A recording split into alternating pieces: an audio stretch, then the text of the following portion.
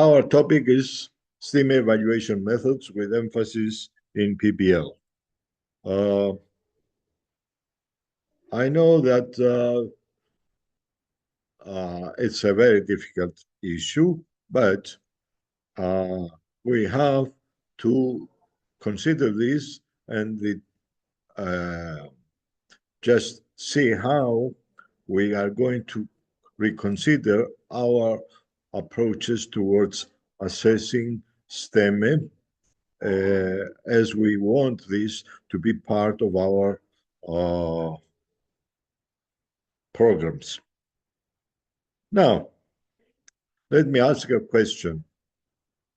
Why do the STEAME teachers attending this presentation on evaluation methods in STEAME have to go to the chemistry lab for evaluating my presentation as acceptable or fairly understandable? I do believe that you have to evaluate me as well. So really, I'm just putting this question.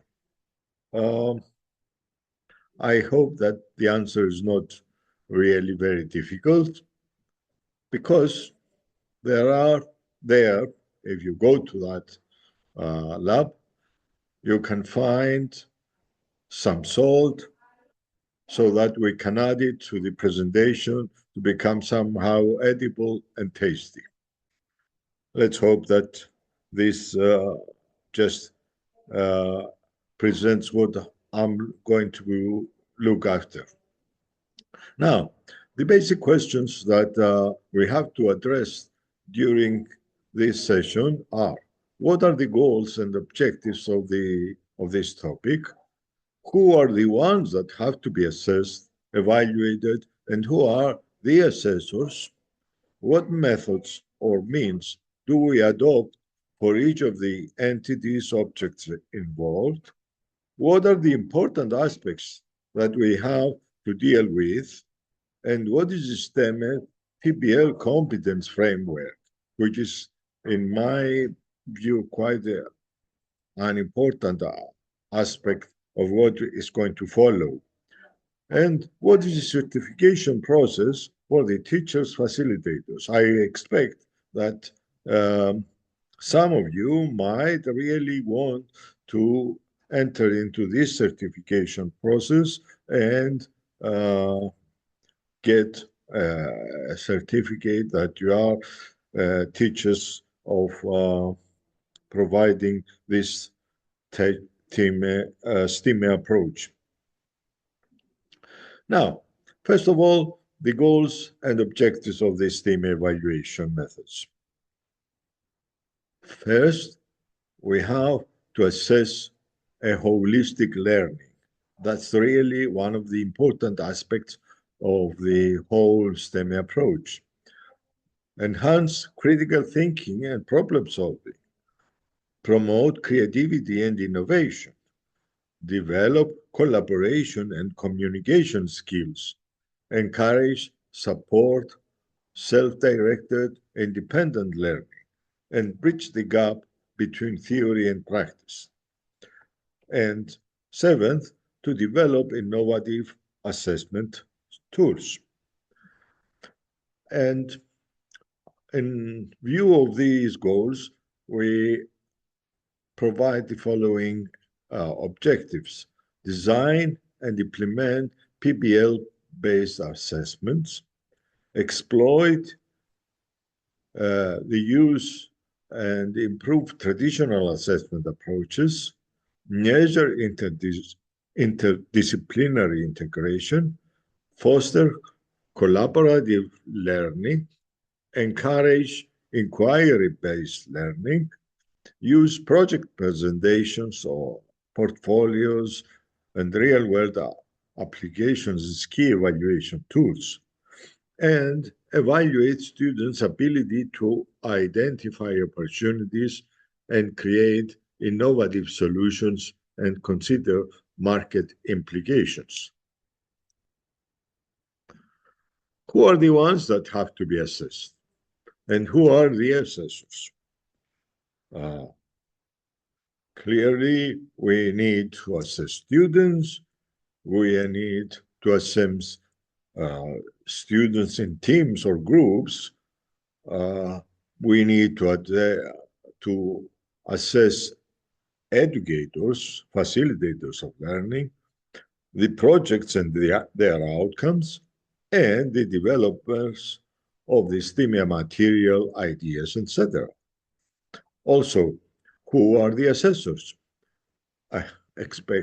We expect certainly teachers and educators, but also the peers, either in the case of students or in the groups, or in the case of teachers, a mutual assessment between the teachers, self-assessment by the students themselves, external experts and industry professionals, parents and community stakeholders, and the whole society.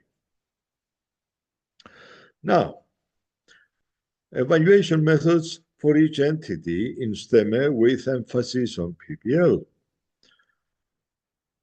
How do we evaluate? Either using rubrics or self-assessment and reflection reports, or through formative assessment or summative assessment or peer assessment. In particular, for the case of groups, we have to give emphasis to collaborative peer evaluations, group project presentations, teamwork and rubrics, teacher observation and feedback, final product evaluations. In the case of educators,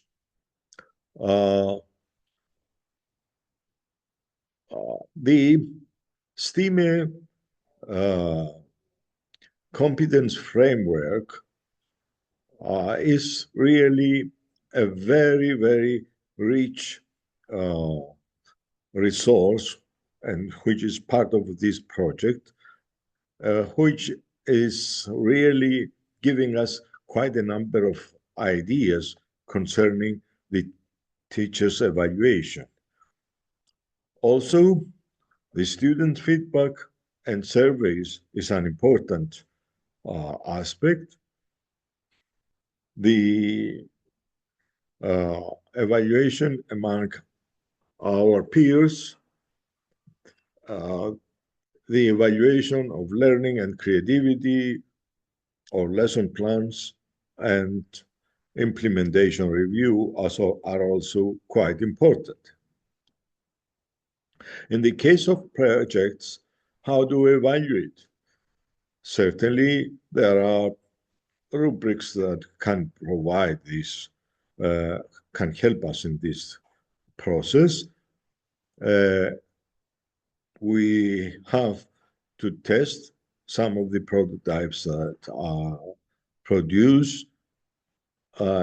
Also, what is going to be more important is really how do the market accept this idea, and also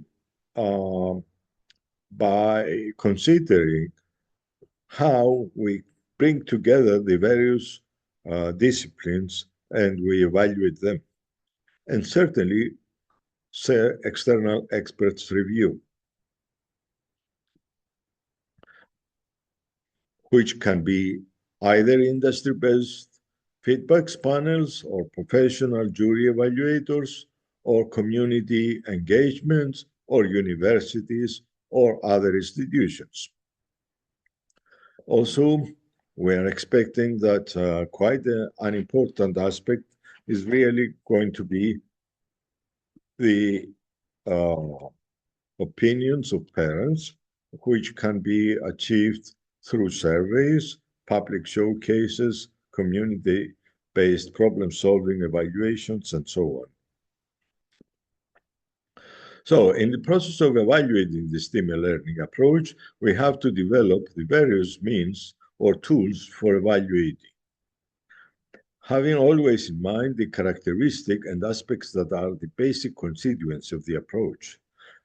These should reflect the goals and objectives and are expected to include interdisciplinary integration, problem-solving and critical thinking skills, creativity and innovation, collaboration and teamwork, communication and presentation skills, entrepreneurial and real-world applications, self-directed learning and reflection, use of authentic and performance-based assessments, balancing formative and summative assessments, ethical and fair assessment practices. Now, I mentioned earlier that a very important aspect that really is going to be the basis for the certification can be found in the STEAME PBL competence framework. The STEAME Teachers Facilitators Competence Framework for students and serving teachers is one of the major products of this project. It is part of the outcomes of the project, and it can be accessed in the STEAME Academy website. It is a framework that aims to support project-based learning in STEAM areas by stating the set of competences that define teaching through STEM projects. To that goal, the competence framework has been designed and it is composed by several associated competences, each of them described through knowledge, skills, and attitudes. So, in the context of what I have just said, the certification process for the teachers will be provided through this period of this web package.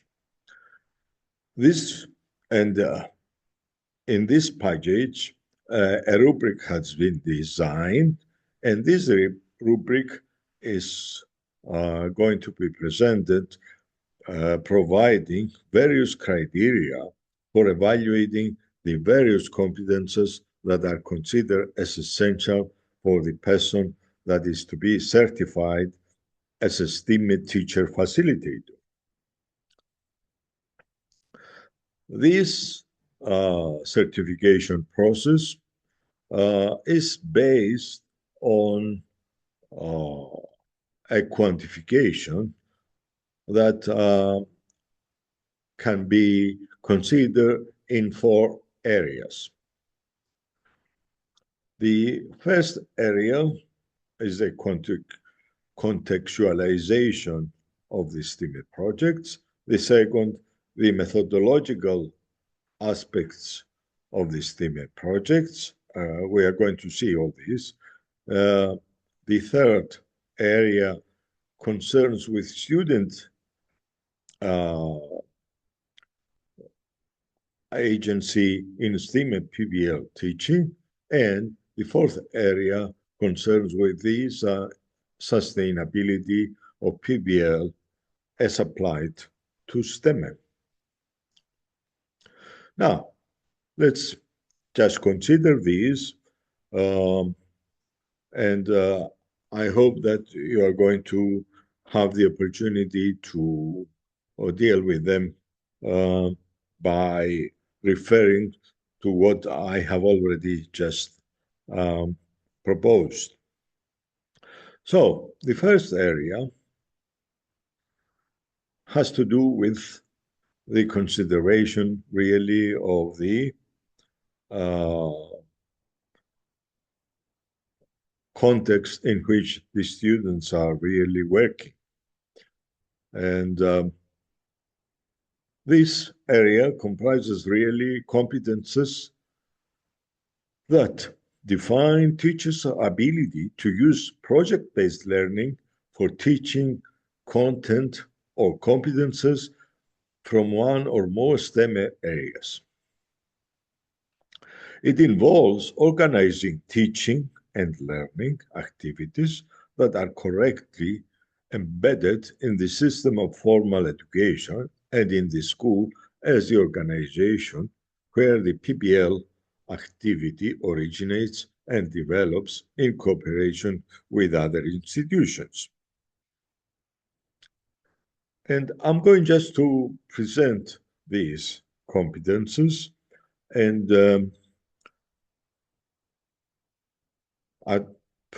for the first area that we have just considered, the competence one is how to design and implement context-bound STEM projects. This competence aims at designing and implementing STEM projects that are integrated in a specific school culture while effectively involving actors from the community in order to address contemporary social and environmental challenges. And in order to assess this competition, there is a rubric which you can find in the STEM project framework. I'm just giving you slide ideas because it's too much really to spend in this half an hour on explaining everything. But for each competence, this rubric provides some criteria. And these criteria concern the levels at which they assess each of these competences. We have level 1, level 2, level 3. Obviously, level 1 is a very low fair achievement of these competence.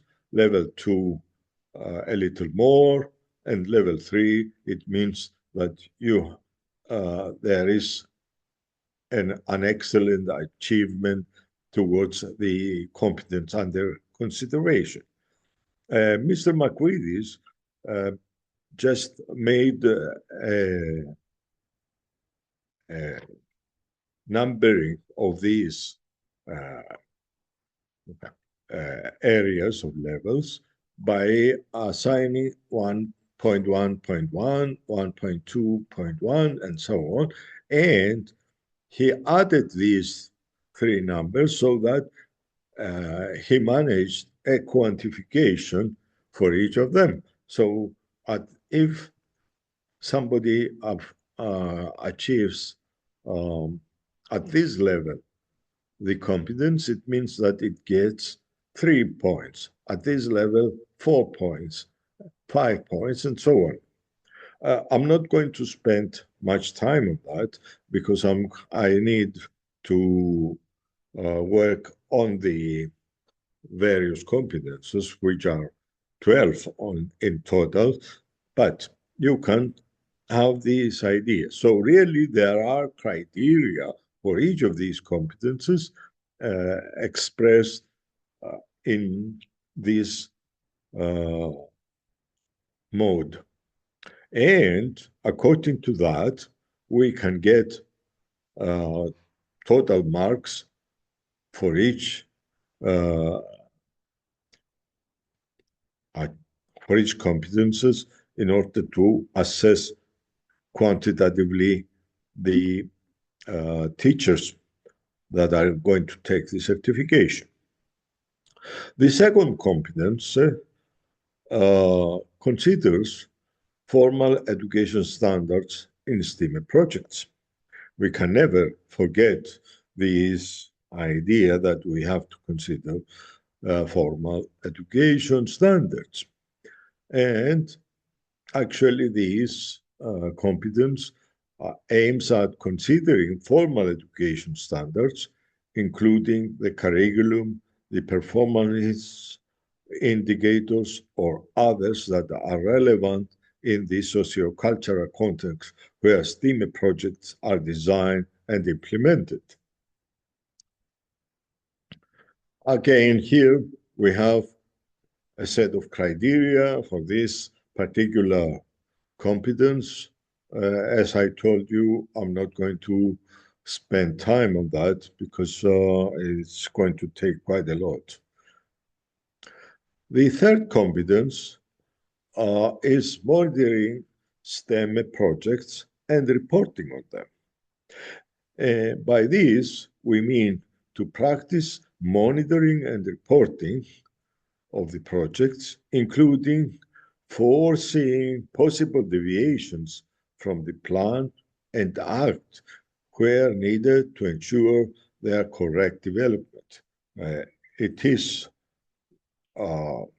assuming that there is a learning and creativity plan prepared by the teachers, and they have to be observant that they keep on the ideas developed from the plan. Again, here we have the criteria that help us in assessing this competence. Now, there is a second area, as we have already told, which concerns the methodological aspects of the STEAME projects. And this area concerns with projects that must be tools to facilitate the students' meaningful learning, understanding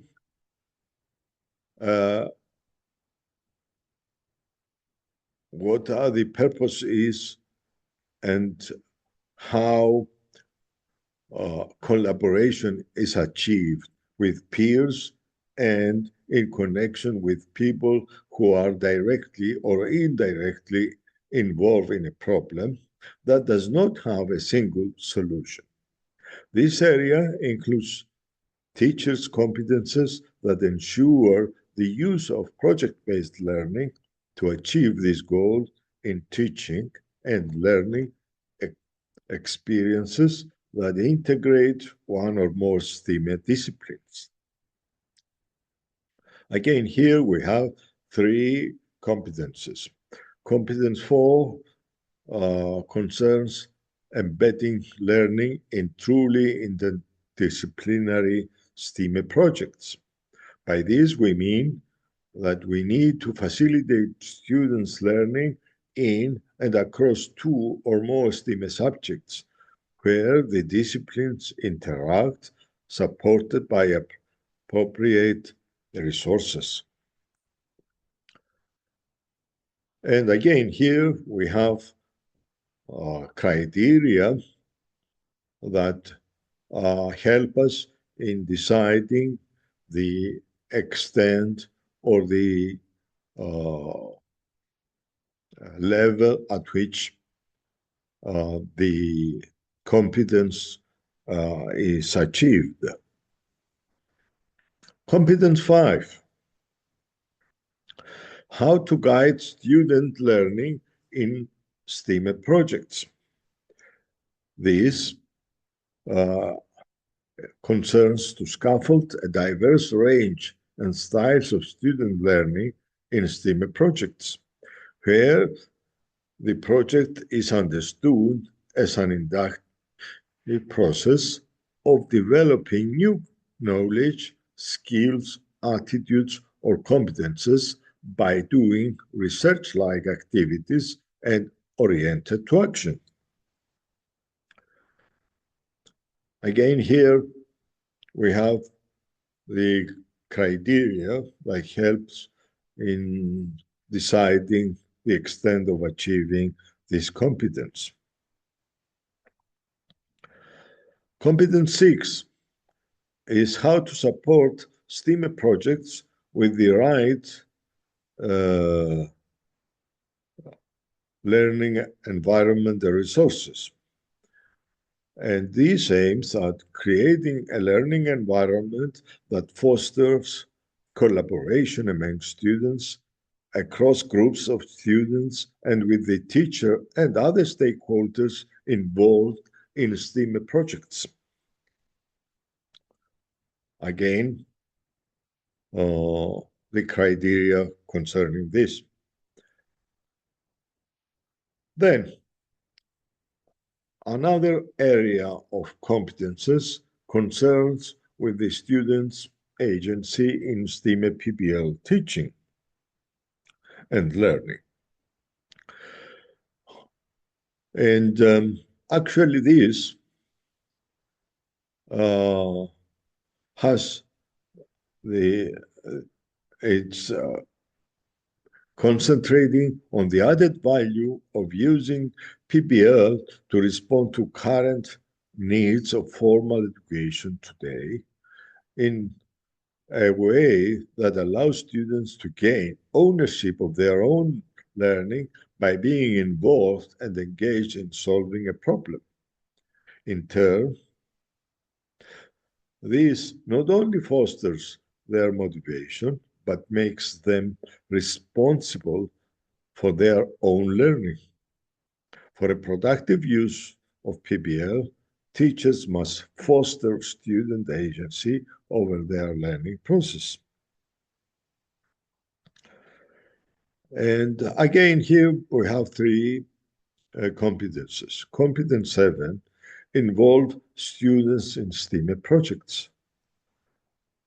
So really, we have to consider students' curiosity, suggestions, or any other form of interest in determining the project to be developed or in its development. So it's quite important that it's not only just what the teachers imply to be learned or to be developed through the project, but we have to consider also the aspect of the student.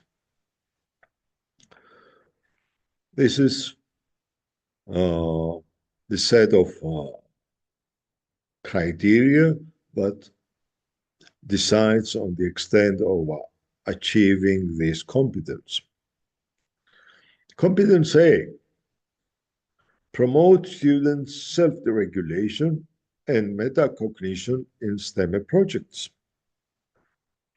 By this, we are expecting that they apply metacognition to promote students' awareness and in regulation of their own learning in STEAM projects. So really, teachers have to provide these metacognition activities aiming at helping students in that direction as well. And these are the criteria concerning this competence. Competence 9, engage and coach to support learning.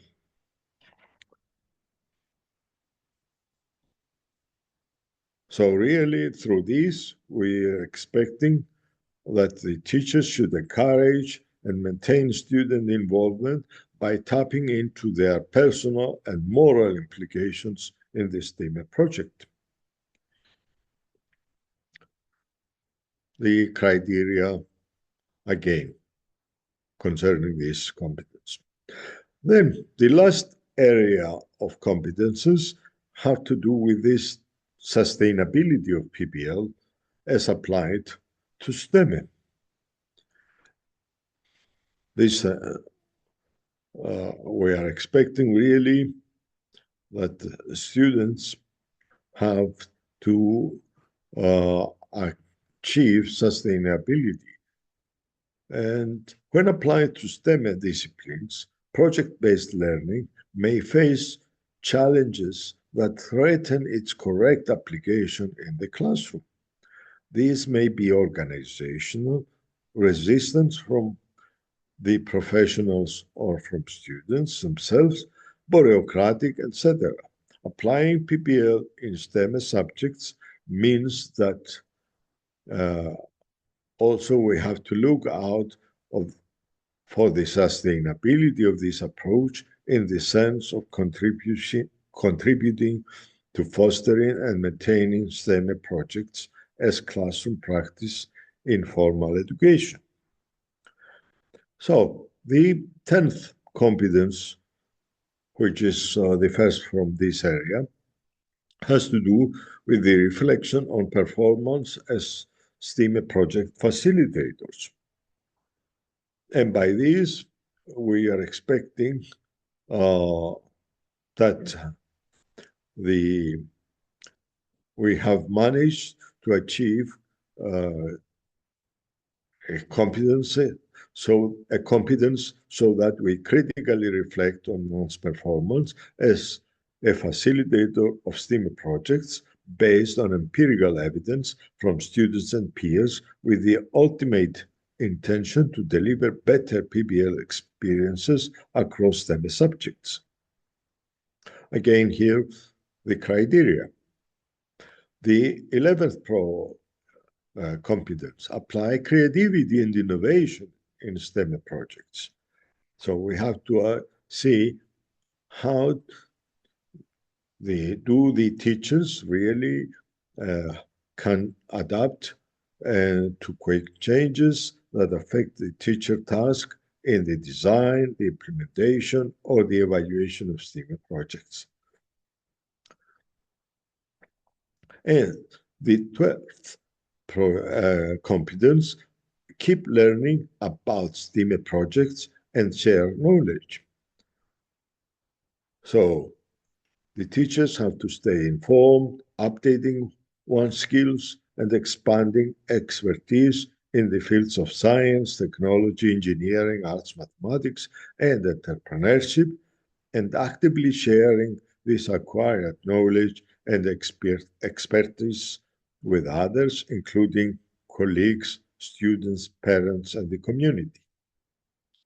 And there are the criteria concerning this competence.